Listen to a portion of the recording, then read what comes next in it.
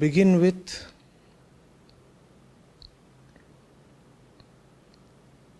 oneness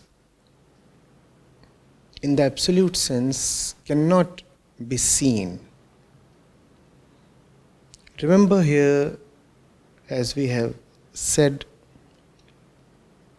multiple times tonight, that the objective of the verses is to educate the mind.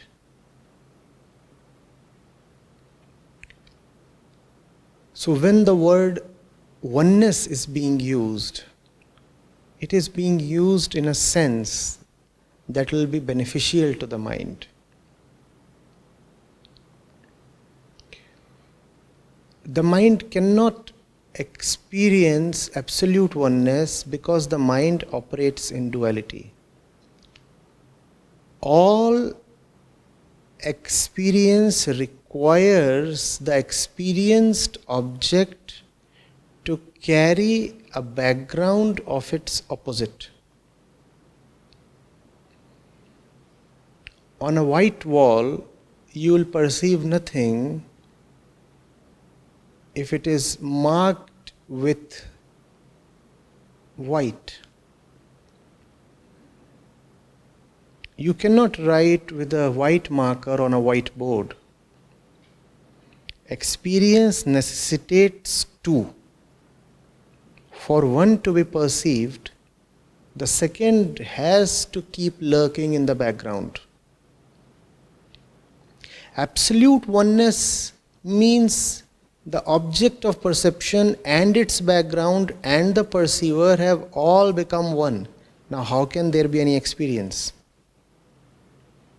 Right? So, absolute oneness is not being talked of when the verse is saying, how can there be delusion or grief when he sees oneness? Then which oneness is being referred to here?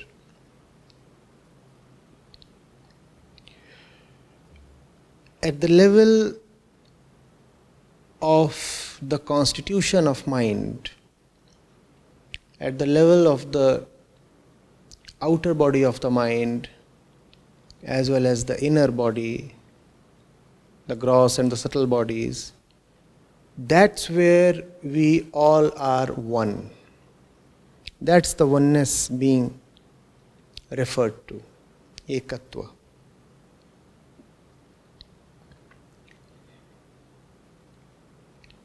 Truth is not ekatva. Truth is advait. And there is a great difference. Oneness means unity. Advait means non-duality. In non-duality, surely two are not there, even one is not there. So non-duality is not only the absence of duality, it is also the absence of unity. Advait is not ekatva. But there can be unity in this world when you start seeing the various things as not really separate. When you find that the boundaries separating them are all quite small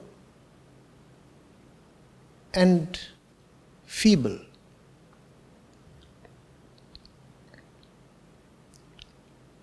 There's you, there is the other person.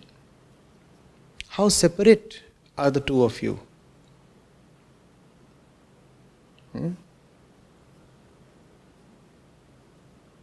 In your own mind, in your own opinion, the two of you can be hugely separate. So separate that you two might be bitter enemies. Or you and the other one might be so separate that the other one becomes an object of your obsessed desire. Whether you turn somebody into an enemy, staunch enemy, or whether you turn somebody into an admirable beloved, in both the cases, you are actually treating the other as hugely separated from you. Were the other not so very distant from you, how could you have hated him and how could you have desired him?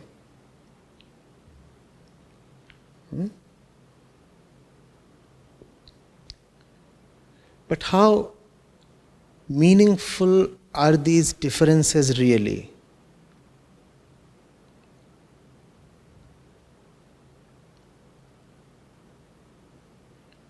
We take birth,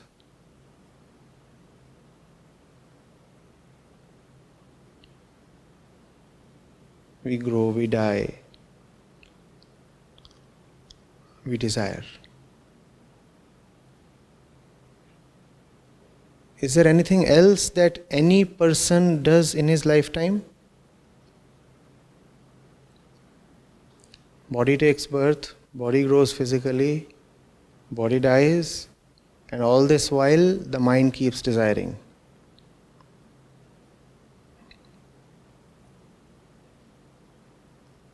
Anything else? Please try to add to it.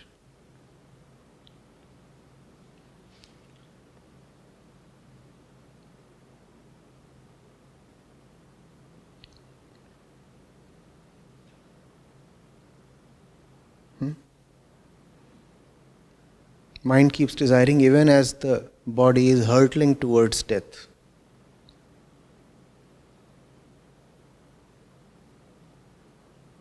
How separate is one person from the other?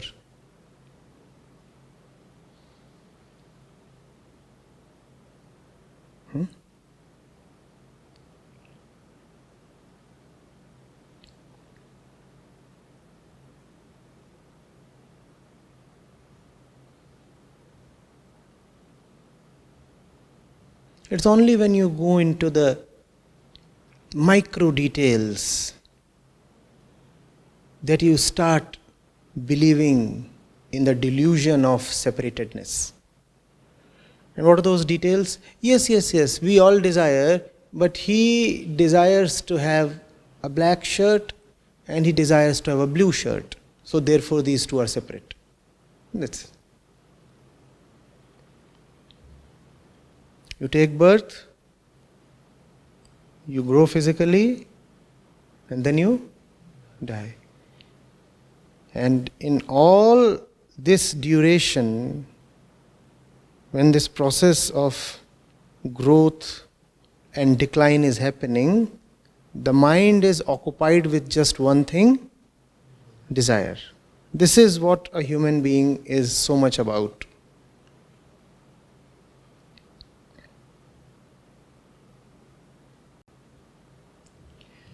Now tell me, how will you hate and how will you love?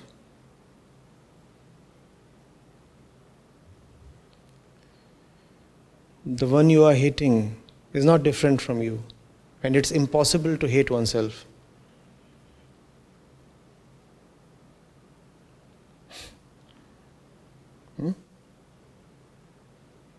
And you are an incomplete person, you do not really like yourself so much, therefore you are attracted to the other. And if you are attracted to the other, you find that the other is just the same as you. How will you maintain your attraction? The attraction will fall.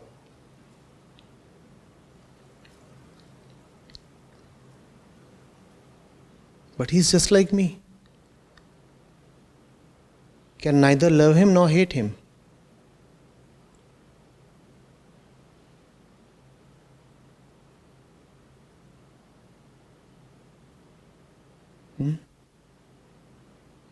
Just as incomplete as I am, he can't add anything to me. What's the point being so attracted towards that person? And yes, he is incomplete. Can't hate him either. Because if his incompleteness is so worthy of hate, then I'll have to hate myself first.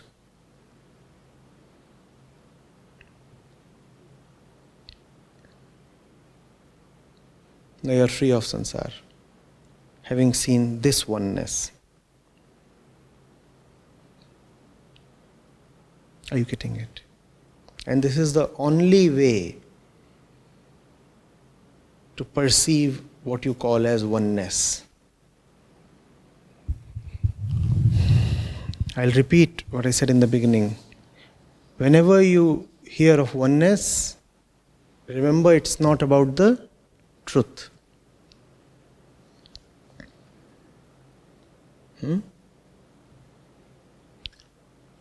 Truth is non-dual.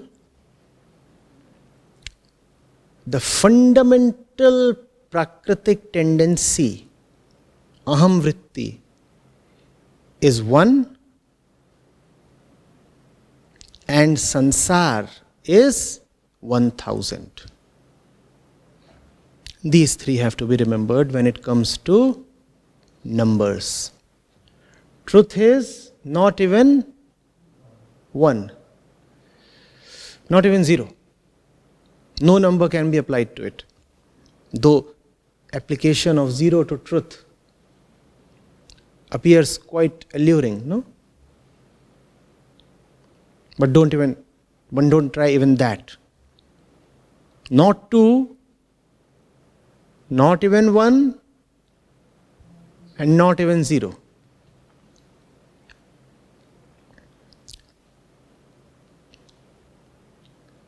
Fundamental prakritic tendency, 1. Aham vritti is the same in everybody. And then the sansar that emerges from prakriti is 1000.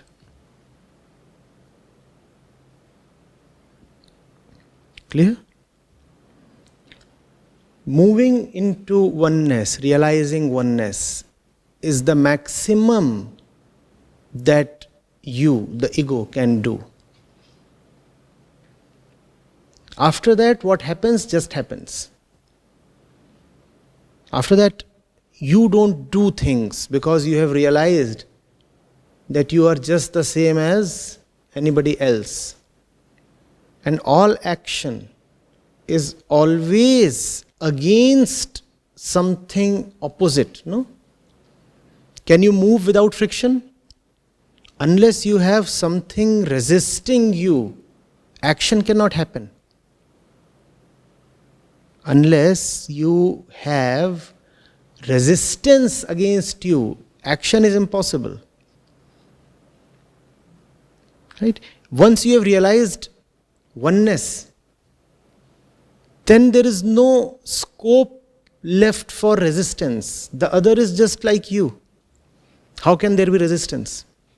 So therefore, all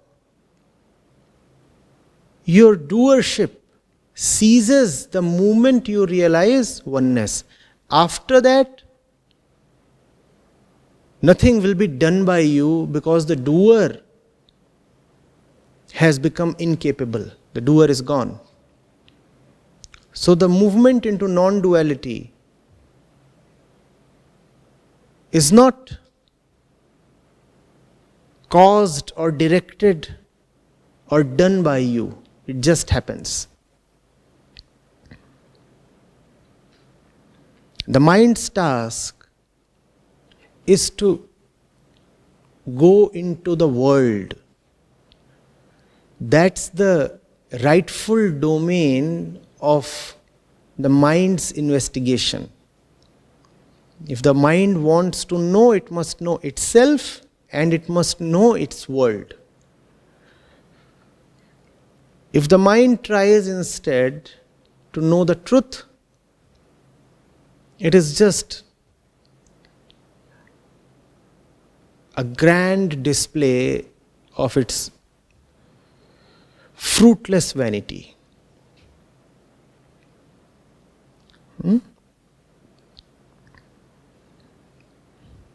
Don't ask, what is the truth? See who you are. And when you look at yourself, you will not find the truth. You will find that which stands against the truth. That which stands as a screen against the truth. That's the process of the Upanishads.